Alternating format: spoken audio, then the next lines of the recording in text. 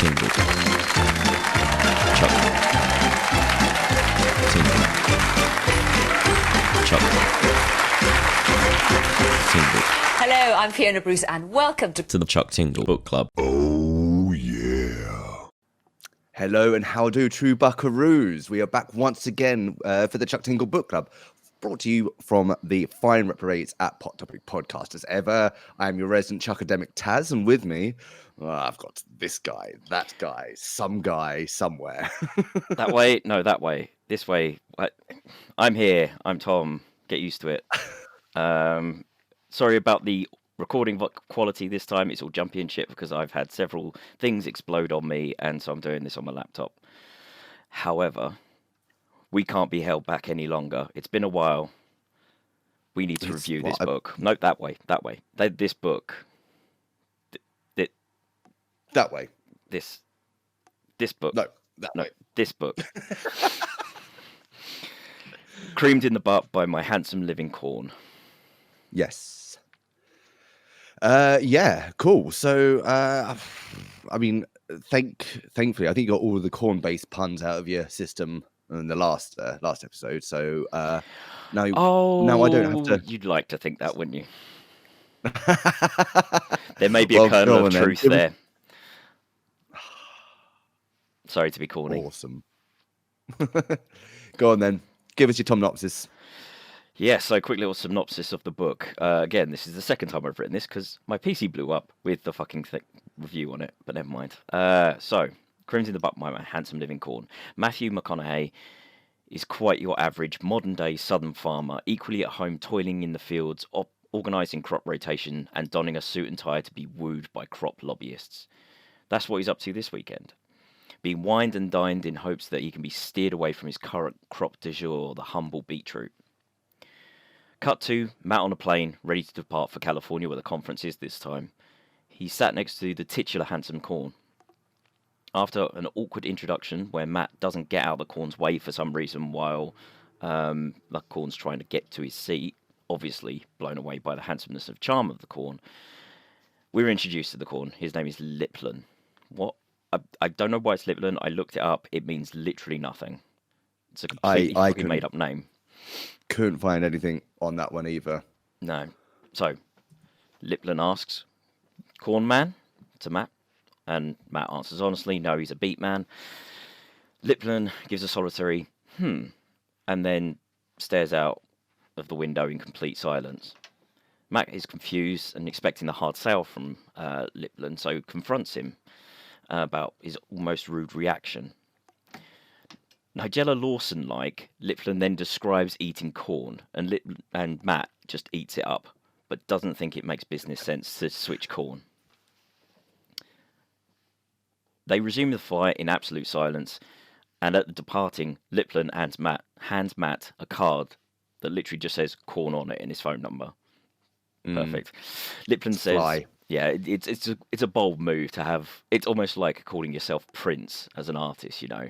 It's just like one word. And Madonna, you know, corn. Had that business card featured in American Psycho, I'm pretty sure the character would have had something to say on it. Yeah, absolutely. It sounds like it was a biting pretty his lip swish card. Yeah. So yeah, Liplin says, Matt, if you want to go for dinner, if you change your mind, let's do this thing. Smash to first day of the conference, where everything's going as planned. A lot of lobbyists are wooing Matt with the intention of switching crops, but it's never going to happen. The lobbyists know that. It's just all part of the banter. But Matt has this gnawing feeling, a curiosity as to what his life would be like with corn in it and perhaps taking the relationship with a crop to the next level. He can't get this damned corny boy out of his head. Oh, sorry. So he calls him. Liplin picks Matt up. So he decides to go and try and get it in his face. Pretty much, yeah. I mean, he's been thinking about this corn all day, you know. Yeah. It's been just gnawing away at him. So gives him a call. Liplin picks up Matt in a convertible and they drive out of the city. Liplin drives them to a high outlook overlooking the city. It's the kind of thing you see in the movies from America where they describe a lookout point. Not like in like English films where it's like a dirty one behind the back of a shitty cow shed or something. Or But, you go to the bins in the park. yeah, like just somewhere in some dirty old woods where a tramp's been using it to shoot up heroin. Not like that. Yeah. So Lipman has been thinking. He points out every single one of these lights that they can see in the city is a house where 4 people, a family, live, eating 3 meals a day, and not one of them includes beets. Lipland shows, No, I mean, I've got some things to say on this. I fucking love beetroot. and to be completely honest, since reading this book like 3 weeks ago, my dad has been growing beets, and so gave me a load, and I've been eating them pretty much every meal ever since. Just gave me like 12 beetroots. Like, what the fuck am I going to do with these things? I've been putting them in every meal, and it works. It's a good carrot replacement. Yeah, I bet. It's a good carrot replacement. One of my favorite things with beetroots, especially, is if you let them soak in chili infused vinegar for a while. Or can you do it Nigella Lawson style? Hang on. But of course, I like to take my beetroots Yeah. and let them. You're feeling me, steep, Miley. and let them steep in chili infused malt vinegar for 2 weeks. Oof. Is that Miley Cyrus? Yeah, no, it's Miley Cyrus sucking a cob corn in a public toilet. It's not at all distracting. It was going to be one of the Baldwin brothers, whoever's on SNL, I can't remember which one, licking a piece of corn, going, animated GIF. So I picked the lesser of two evils. But anyway. Yeah. Yes. So Lipland does the hard sell, and Matt's a little bit... obviously, Lipland shows a disappointed Matt the data. Matt was hoping for the hard something, but it wasn't a hard sale. Hey, that was my own joke. Can you tell? Because I really tried to push it. Matt decides this was all a bad idea and asks Lipland to take him home. But as they drive off, Matt stops Lipland and takes him out of the car to the cliff edge. They sit there and Matt reveals that he had a crush on this food staple. Matt's straight, but not for this corn. Lipland lays a huge passionate kiss on Matt and takes him to the pleasure zone. Take you to the pleasure zone, baby. Imagine the music. Yeah, imagine music, sorry. I'll put it in post. The business can wait. How about some cornholing? Massive yellow erection sprouting from out of his rippled body. Corny blowy, face pumping, failed first deep throat, second one, pro blow, yellow nuts on chin. Theme. Matt lowering... Well, not the yellow nuts on chin, but the... Yeah. That's just a nice bit of flavour. Absolutely. I'm sure it's got quite a nice flavour. Very buttery. Matt lowering onto the cob's cock. Cornhold at last. Pain gives way to pleasure. Theme. In an utter bliss... Sorry, this is actually a quote. In a wave of utter bliss, the mystical power of an impending prostate orgasm blossoming. Theme. Yeah, I was going to say this has got a prostate orgasm and blossoming in it as well somewhere, hasn't it? Absolutely, it does. Right in his butt. Boom. Matt denied release.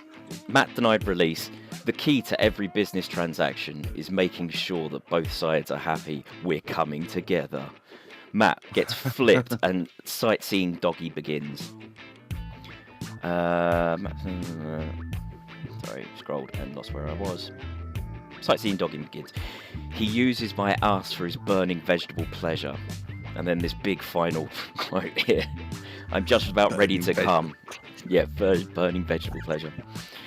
I'm just about ready to come when the food behind me slams forward with a powerful final thrust, crying out with a howl that echoes around us for miles. The sound is immediately joined by a spastic crackle as a series of loud pops rattle off in rapid succession. Lipland is coming, and boy, howdy is he fucking coming. Lipland is filling Matt's arsehole with popcorn until finally there's just not enough room in my arse, and popcorn comes spilling out over the edges of my sphincter, scattering across the ground like an overfilled popcorn machine at a local movie theatre. Matt starts coming all over the popcorn. Spilled out over to the floor with, quote, mixing with the popcorn to form a warm, pearly seasoning of gayness.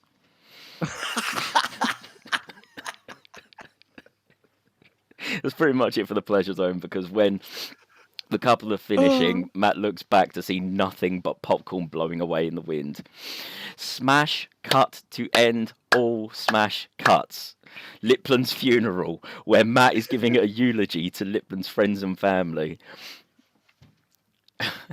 This is a quote. That's how I met Lipland, I say, reading the final words of his eulogy out aloud.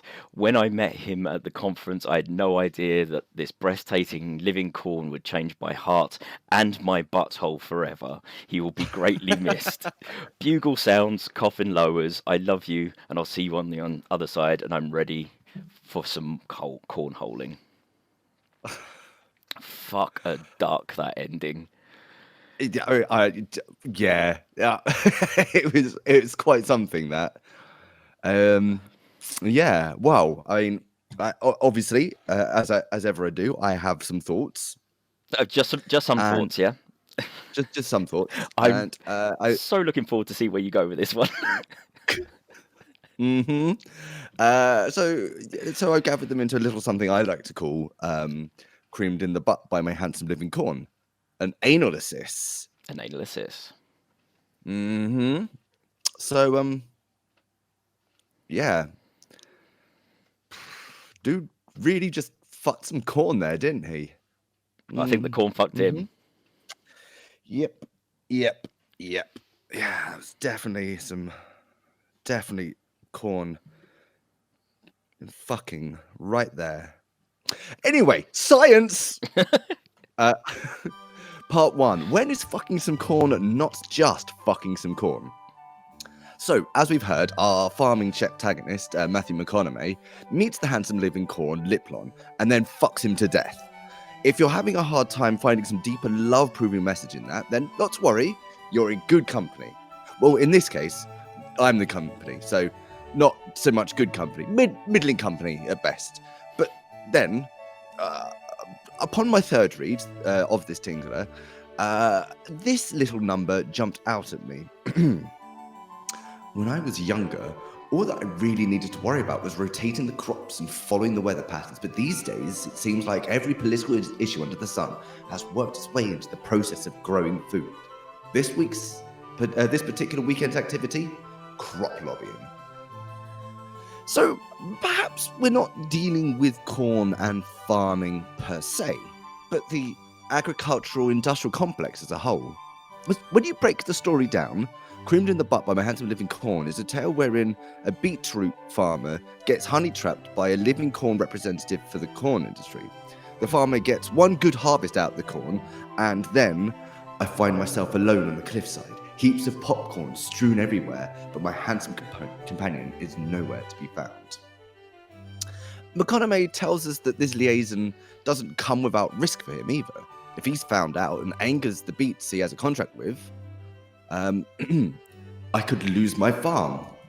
Despite that, Lipland still encourages Matthew to get into bed with him, and the one good harvest I mentioned, not even a good harvest, is goddamn popcorn, useful only for eating and for baffling, crafty Christmas decorations that, as an English person, I stand absolutely zero chance of understanding ever. Popcorn certainly can't be replanted. It cannot secure food growing seasons for a working farm.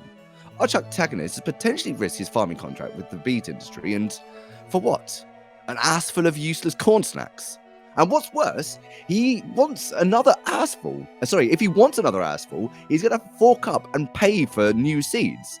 And he'll have to do it every year. Oh, sly dog you. I see you now. Yeah, I do, Mr. Tingle. Old McTingle had a farm, E-I-E-I-O. And on that farm, he had a damning indictment of big agricultural seed patents. Mike, drop! Part 2. Nope. Old McTingle did not, in fact, have any such thing on his farm. Not even close. A whimsical corn fetish, maybe, but that's about it. That is about it. The way I reframe the narrative falls apart completely under even the loosest, most disinterested scrutiny. Mr. McConaughey's farm wasn't actually at risk. He was never going to plant corn in his fields. He just wanted some corn planted in his furrow. And the final scene of the Tingler, the funeral, bittersweet, but sweet nonetheless. Matthew isn't anything but thankful for having met Lipton. There's certainly no sense that he has been harmed in any way by the corn industry. That said, we've reached part 2 of this essay in under 500 words, so we might as well talk about big agriculture, I guess. If you've heard anything of the debates surrounding GMO crops and big agricultural business practices of companies like Syngenta, DuPont, Bayer, and, of course, the big boogeyman buzzword, Monsanto, you've probably heard about some of what I'm going to talk about. Now, don't get me wrong, I am not going to go to bat for any of these corporate giants. For one, they are corporate giants. Break them up or fuck them in the bin. There, I said it. Big current swings out the gate here. Number 2, lobbying groups associated with big agriculture have been actively fighting legislation that would slow down climate change. Number all the rest. The stripping of the Amazon basin, the massive hormone tainting of water tables by dairy farming, sprawling monocultural desert zones, and all the fucking rest. In doing some reading for this essay, however, there were 2 things that I was particularly interested in. Sterile seeds and seed patents. The first is the idea that GMO strains could be bred in order to be sterile. That is, a seed would produce one crop, but that crop itself would not produce viable seeds, leaving the farmers no choice but to purchase seeds again next year. If you've ever heard talk of the Terminator Gene, this is what that's in reference to. 2 things to note on why this isn't an issue in our story or in real life. Firstly, Monsanto does own a sterile seed patent, but they've also publicly stated that they have no intention of making use of it. This was in 1999, and people are still talking about it. And it's also not necessary from a business perspective, as purchasing used seeds every year is the way most large-scale farming is done anyway. Which brings us neatly to seed patents. Seed patents are the way Big Ag controls the use of its products. At least some of its products. When purchasing seeds, a part of the agreement is that farmers will not replant any seeds produced from the crop without paying an added fee to do so. This sounds evil as shit, but it's the way things have been done since before Monsanto and Bayer even got involved. It turns out that cleaning and storing seeds takes a lot of time, space, and energy. It makes economic sense for most farmers to use that time, space, and energy to produce the things that actually make them money. Meaning that they don't have the means to replant anyway. Corn farmers in particular have been relying on commercial hybrids bought from seed companies for more than 5 decades. So, even if Tingle was looking to criticize these aspects of the agricultural and industrial complex, he would be doing it on pretty shaky ground. Of course, he wasn't doing this at all. He was doing something much more straightforward. And our conclusion. Bucks. Corn is American as shit. Cornbread, cornholing, corn dog, candy corn, high fructose corn syrup, Jimmy crack corn. And just like anything as American as shit, the Americans do have a tendency to fetishize it somewhat. Hamburgers? Everywhere. Bald eagles? Can't move for the fuckers. The flag? Oh boy, the flag! You ever read the US flag code? It's pretty rigid, pretty clear, and a little nuts. And let me tell you, you can't stop Americans doing anything they want to do with the damn thing. Here's a quick note from the US Code, Title 4, Flag and Seals, Seat of Government and the States, Chapter 1, The Flag, Section 8, Respect for the Flag. The flag should never be used as wearing apparel, bedding, or drapery. It should never be festooned, drawn back, nor up in folds, but always be allowed to fall free. Bunting of blue, white, and red, always arranged with the blue above, the white in the middle, and the red below, should be used for covering a speaker's desk, draping the front of the platform, or for decoration in general. Do you think that stops Americans, though? Does it fuck? Code be damned, they'll put their flag just wherever the damn hell they please. And anyone who tells them any different is a goddamn anti-American. That's just burgers, eagles, and the flag mind. Now, imagine the symbol of distilled American glory in question is both phallic-shaped and ribbed for his or her pleasure. Yeah, that. Mummy If Mays, you don't believe... If you don't believe me, if you're not going to take what I'm suggesting seriously, you can just pause this video and do yourself a little Google image search. Something like corn fuck ought to do it. So just Yeah. Yeah, I accidentally typed in corn on the cob sexy, and my god. We'll just give them a second. They should be back soon. It really doesn't take long, especially if you go with corn. So long as they don't go with was it corn sex? Because that gets scatological quite quickly. Oh. Yeah. No, they're back. Okay, cool. You're back. Yep. Yeah. That's. Take a seat. So conclusion part 1. Welcome back. There's obviously a fucking audience for this whole fucking corn thing. Conclusion part 2. Well, as someone who likes to write, I feel pretty confident in saying this. If I'd watched some corn fucking or seen a corn dildo for sale or whatever it was that inspired Chuck to write this book, if I'd seen that and thought, what if giant living corn? How do giant living corn come? And the answer I came up with was by exploding into popcorn. Well, once I was done laughing, I would write the fuck out of that story, even if it was just to entertain myself. Sometimes a guy fucking some corn is just a guy fucking some corn. It's done for the pure joy of it, and I can think of no more fundamental proof of love than joy. That's it. That's all I got for that one. And I can't think of any more fundamental truth for joy than an arse full of popcorn. I mean, that just... Oh... And also, I've got to say, popcorn sucks. Popcorn sucks fucking dick. Well, I like popcorn. Oh, it's the worst. The worst snack food. It tastes Really? of nothing until you add stuff to it. And it's just soft air and then hard bits. Well, I mean... There's no crunch. Crisps There's or no... potato chips. No. They have a texture. They have a crunch or a naturally moreish feel in the mouth. Popcorn is literally just like air. I quite like popcorn, especially as I've been practicing at kind of making it better and figuring out how to actually season it in such a way that it gets around and spreads nicely. And the answer is with a coffee grinder, a power coffee grinder. Just blitz all that shit up and just chuck it in, or at the end if it's likely to burn or caramelize. And then, then you can make some like proper spicy, savory shit. Yeah. It was, of course, Brian David Gilbert who gave him the idea with the pepcorn video. Pepcorn. Nana's pepcorn. Right. So. Yeah. You know what's really it's annoying? him. It is him. No, I don't have the image, so you just got to imagine me as a robot. And I haven't got the sound effects either, so maybe I'll do it in post, maybe I won't. I don't know. We'll see. I am Tingletron 4000 book review robot. All scores are final. Fuck off on you, man. It just loses something. What? When I'm not being a dickhead with fucking voice meter potato.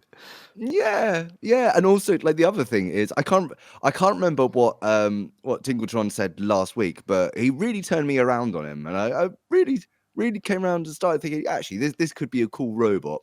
And now he's not here. I miss him. Well, now I've got to put in post like a piece of corn transforming into Tingletron. Somehow. Anyway, so this is the part of the show where we review the book with the help of mathematics. We've had our science, now's our mathematics dose. So we pure maths. Base it on GameSpot equivalency of the early 2000s because that's all we know. So we're going to look at the tingle, that's the cover art, getting to the tingle, that's pacing, giving you the tingle, that's the sexiness, saving you some tingle, that's the value for money / recommendation, and tingle tilt, that's the reviewer's tilts out of 5, all those that will give us a final 4 score out of 10. So I hope that's all perfectly clear. This has to be one of my favourite covers because it is incredible. You've got the city outlook with all the lights and all that kind of stuff, a big fucking corn with a big smiley face on, and this dude just giving it the thumbs up. I just love him. I love him. Good. This is one of my favourites. It is quite good. I'd kind of just glossed over it, to be honest. Understandable. But no, I see what you're saying. The thumbs up, I think, is Yeah. what particularly makes it for me. See this guy? Gonna fuck him to death. Who's got one thumb and's going to have an ass full of popcorn soon? This guy. I've given it a 5. I'm sorry, it's a pure 5 for me. I love it. Oh well, okay. I can't. I mean, 4.337 for me. Okay, no worries. So that gives us final. Wow, I fucked that up somehow. Oh, I times it. There we go. There we go. That's 4.6685 out of 5. Getting to the tingle is the pacing. This has smash cut after smash cut, but so it keeps going. You know where you are. Yeah, it just it carries you along nicely. I think yeah, had Lipland been in any way invested in McConaughey on the flight, that might have broken it. I think the fact that the Lipland came off so aloof, that's kind of what helped kind of grab you, and then just once you're grabbed, obviously you just carried along at a good lick, And that allowed us to have the idea that Matt it has this gnawing feeling of this corn in the back of his head all day because he was so aloof Yes. and quite a mystery, and then the utter disappointment up the cliff edge, which he then seizes the moment and just takes the corn in the arse. So the one thing I didn't like is the lack of characters in this book. Like even the previous book, the Trump corn one, had 3 characters at least at some point. There seems to be only 2 characters in this book. Yeah, but it's a Tingler, so all you really need is the Chuck-tagonist and the love-tagonist. True. But other than that, you go first this time. What do you feel? No, I think this is another good 4, actually. I agree. 4.404. Yeah. Yeah. I'm gonna say I agree with you fundamentally, but my score is gonna be very different. So I'm gonna go with 4.405. So that is 4.4045 out of 5. Giving you the tingle, sexiness. No, it didn't really do it for me, this one. I mean, it was passionate. It was passionate. I don't know what it was about the setup, or if it was just that I've got no real loins excitement about corn, or even the pretty vista wasn't really didn't really do it for me. It was cool, but yeah, it kind of fell down on Horn. Yeah, I mean, it was very. No, that's kind of playing it short. Like college boy jackhammer style sex, which is nothing but speed and banging. It was kind of a bit like that, but so I agree. It wasn't exactly riveting. So I'm gonna go probably 3.8, straight 3.8. I'm gonna give it just a solid 3. Fair. Divided by 2, that's 3.4 for giving you the tingle. Saving you some tingle, so recommendation value. Ooh. I mean, it's pretty good. Yeah. No, it is. It wouldn't be the first book I think of. No, not unless it was somebody I'd met and they revealed that they had like an OnlyFans or something, and that they fucked corn the other day. At that point, in that very specific scenario, I might go, "Aha! Have I got the book for you?" But other than that, yeah. So you go first this time? Go on. Yeah. It is. It's goodish. It's good. It's yeah. I'm sort of 3.5, 5.6 for me. 3.556 or 3.56? I've got to be clear with No, this. 3.556. Okay, thank you. Just be a little bit more clearer, please, when we're dealing with mathematics. Thank you. I know. It's the maths. We need to be very, very particular about this. And I'm going to go with 3. That is 3, not 3.3. Okay, that's been clear. So 3.000. Yes. So I'll do Good. it to 20 points, decimal places. There we go. So that's 3.78. Sorry, 3. Hang on, what? That can't be right. No, it is right. It is right. No, there's just a bit of dirt on my screen, and I thought it was a second decimal point. I was like, why the fuck is... It's 3.278 out of Cool. 5. Tingle Tilt. Okay, so currently the book is sitting on a 6.3004, which isn't a bad score before we do a Tingle Tilt. I quite enjoyed the book. It didn't go where I thought it was going to go. No. That ending. No, definitely not. That The popcorn ending. was a surprise. The death was even more surprising. Fuck me. That fucking point where I had my mouth agape at that last fucking page. Just the point where he's just giving a speech about his heart being changed forever and his bumhole to friends and family at a dude's funeral. It's going to push up my score. It's going to definitely push up my score. So I'm thinking... 5. I'm going to give it a 3 point. No, I'm thinking 3.99. for tilt. I might 4.104, 4.103. Fair enough. Yeah, I can see the difference there. For fuck's sake, I keep forgetting to press divide by 2. So that is 4.0465 out of 5 for Tingle Tilt. So that gives us a final 4 score. The overall score for the final 4 score is 7.919. That is a hell of a good score for That's good. what That's I good. thought might be an averagely scoring book. I mean, that beats it beats Monday pounding me in the butt. Okay. It beats the physical manifestation of washing my hands gets me off.